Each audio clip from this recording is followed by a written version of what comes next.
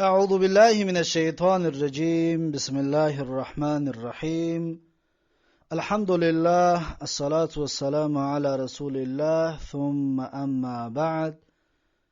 السلام علیکم و رحمت الله و برکاته. برادران عزیز و مهربان و دوستداران زبان عربی، الحمدلله که ما و شما از درس‌های صرف، از درس‌های گراماتیک زبان عربی 2 درس گرفتیم و امروز درس سوم را به سمع شما برادران دوستداران زبان عربی خواهیم رسانید. و موضوع درس امروز ما و شما درباره اقسام اسم و فعل هست. چطوره که درس گذشته ما و شما درباره ترازوی زبان عرب بود که 3 حرفه و 4 حرفه را از کجا بشناسیم و یا حرفای اصلی را از حرفای زائده از کجا بشناسیم. درس گذشته با تفصیل این را گرفته بودیم. اکنون در این درس درباره اسم و فعل، اقسام اسم و فعل صحبت می شود. اقسام اسم و فعل گفتیم از دیدگاه حرفهاش، یعنی که هر یک کلمه که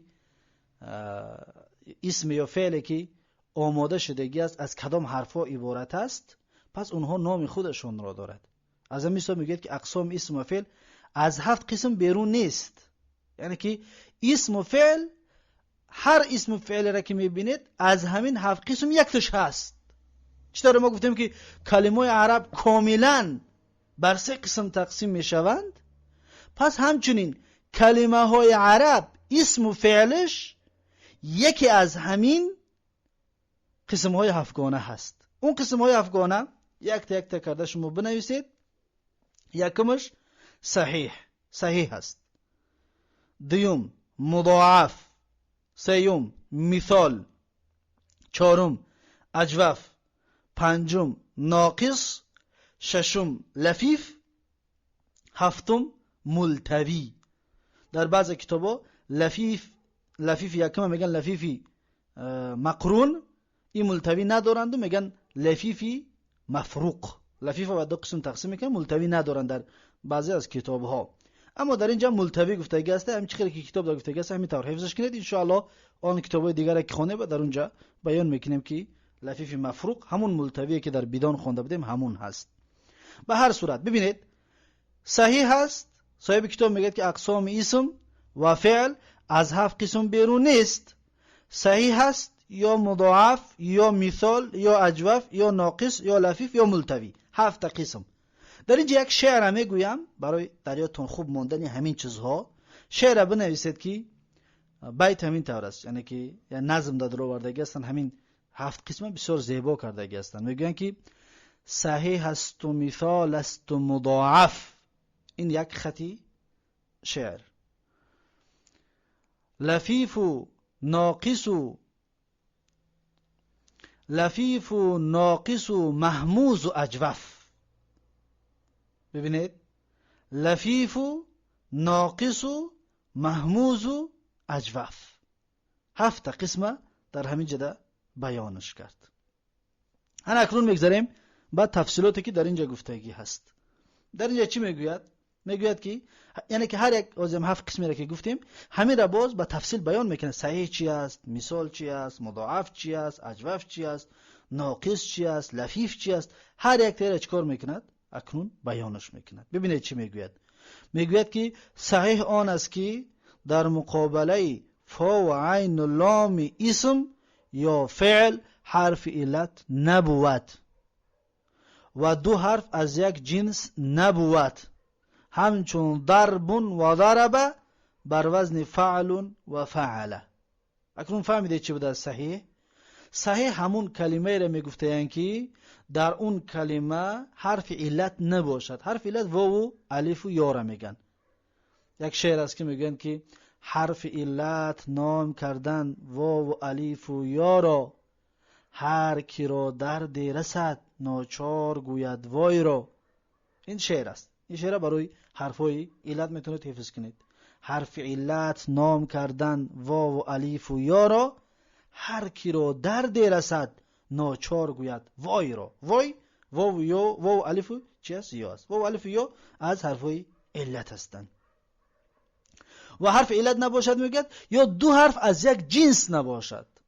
دو حرف از یک جنس، و مثلا فر دو تره، یا مثلا مد یا مر دو تره، همین طور فعل ها نباشد. پس اون را چی میگفتن؟ صحیحش میگفتن.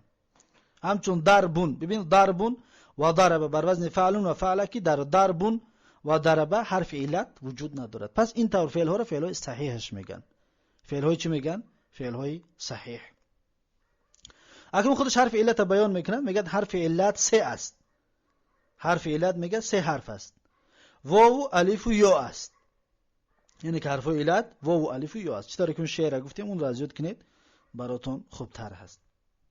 اگر همزه در مقابله فا بود محموز الفا بود، یعنی که اگر همزه در راستی فا بیاید محموز الفا می شود. و مانند چی؟ ابره بر وزن فعله. ابره بر وزن فعله میشه. در فعلی مشهوری معروف رو بگیرید، یعنی که دنبال معنای ابره نگردید و فعل اخذه را بگیرید. مثلا اخذه، اخذه یعنی که گرفت، یا اکله، اکله یعنی که خورد. پس انا همین اخذه اکله محموز الفا هست. برای چی؟ برای که اکله بر وزن فعله هست، همزه در مقابل فا است، در برابر فا است، برای همین خاطر محموز الفا است. و اگر همزه در مقابله عین بود محموز العین بود، همچون بعره بر وزن فعله، اینش بعره هست. همزه در مقابل چی است؟ در مقابل عین. این در همچنین شما میتونید که یک مثال عادی را بگیرید، یعنی که معنیش براتون آشکار باشد. سأله، مثلا که سأله، سأله یعنی که پرسید. سأله سوال کرد، پرسید. پس سأله از قسم‌های هفتگانه بگوین کدام قسم است؟ میگیم که محموز العین هست، به خاطر آنکه عین بابش همزه است. پس نام این سأله از دیدگاه حرف بگن که کدام قسم است، میگیم که محموز العین هست، یعنی که در مقابل عینش همزه می باشد بر وزن فعله.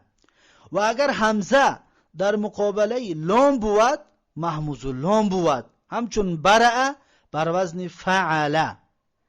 اگر که همزه در آخر کلمه باشه، یعنی سیم حرفی کلمه اگر فعل یا اسم همزه که باشد اون را چی میگن؟ محموز اللامش میگن، به خاطر که همزه در روبروی لام هست. حرف لام کلمه فعله یعنی لام میزان ده هست، لام ترازو، برای هم خاطر را چی میگن؟ محموز اللامش میگن.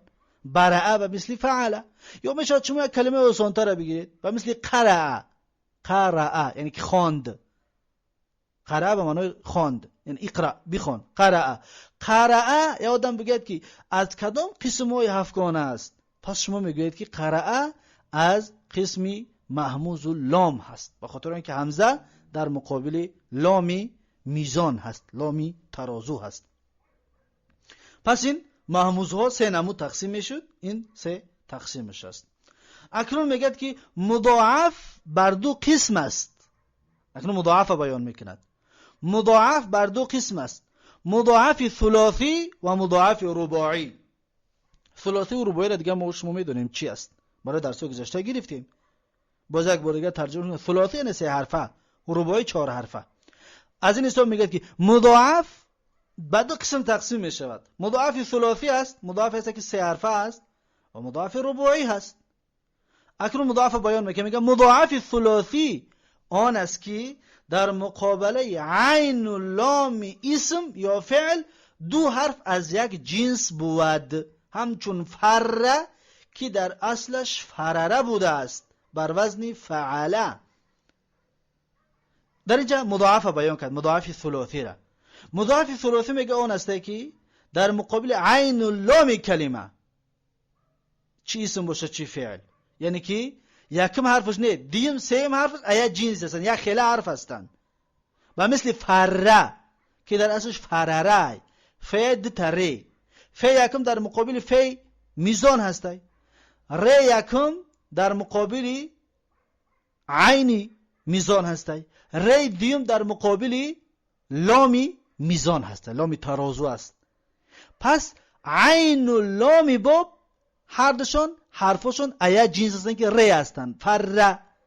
پس ان همین فره را مضاعف میگن. مضاعف چی؟ مضاعف ثلاثی. برای چی؟ به خاطر اینکه 3 حرف است. این مضاعف است و مضاعف 3 حرفه که هست، برای خاطر چی میگن؟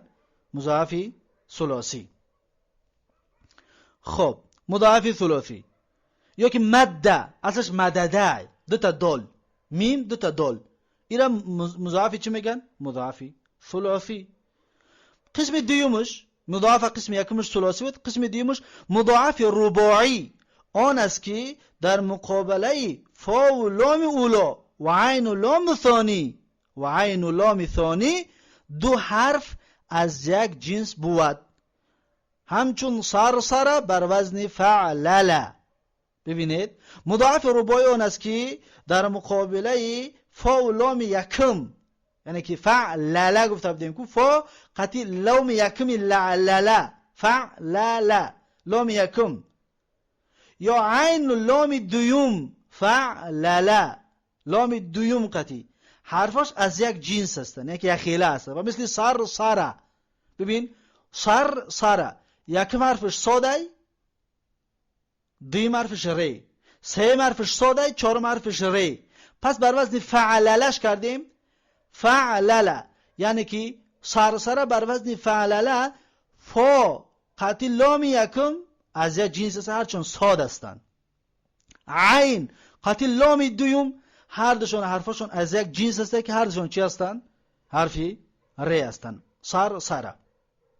یا یک در جای سرسره کلمه آسان‌تره که ما و شما هر روز این را تکرار میکنیم، سوره اذا زلزلت، مثلا زلزله. زلزله همچنین مضاعف است، مضاعفی رباعی هست. برای زلزله یعنی که فا و لام یکمی کلمه زا هسته، زلزله. عین لام دویمی کلمه لام هسته، زلزله. عین لام دویمی کلمه لام هست. از این حسابی را چی میگن؟ مضاعف رباعی. پس مضاعف به 2 قسم تقسیم می شود، مضاعف ثلاثی 3 حرفه، مضاعف رباعی 4 حرفه، لیکن به شرطی که فای کلمه قطعی لام یکم از یک جنس باشد، عین کلمه قطعی لام دوم از یک جنس باشد، پس اون را چی میگن؟ مضاعفش میگن. پس این بود درسی امروزه ما و شما. پس از این درس ما و شما کلمه صحیح و مضاعف گرفتیم یا 3 قسم محموز گرفتیم و در اینجا درس را به پایان میرسانیم و انشاءالله از مثال دوامش رو درس آینده با فضل و کرم الله تبارک و تعالی به سمع شما میرسانیم. درس رو طولانی نمیکنیم زیرا اینکه برای گوش کننده مشکل نباشد. بارک الله فیکم و جزاکم الله خیرا و السلام علیکم و رحمت الله و برکاته.